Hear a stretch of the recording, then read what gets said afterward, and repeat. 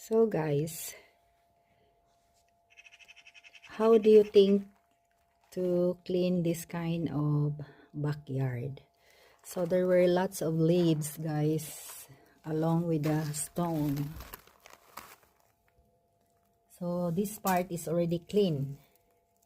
And what makes interesting in this video, guys, is the kind of broom that I'm using. And I'm gonna show you at the end. So stick with me and stay tuned. And for those people who have this kind of backyard, guys, if you haven't tried cleaning using a DIY broom, then stay tuned and I will show you at the end.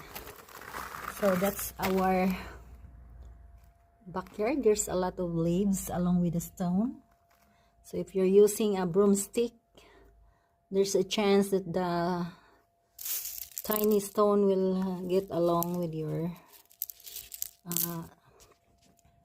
with the one you don't, the one you want to remove. So we will see what we shall see. So stay tuned and I'll finish the work.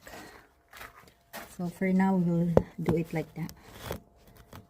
If you could watch with me,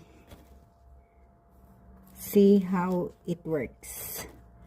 If it is really proven and tested that it could clean. So I will show you at the end what is this kind of DIY, guys. I used to clean up with this one, but by this time I'm using a natural ecologic kind of broom. So we will not use this one for the moment. Maybe later on I will show you. But for now I will show you the other one. So here's the back one.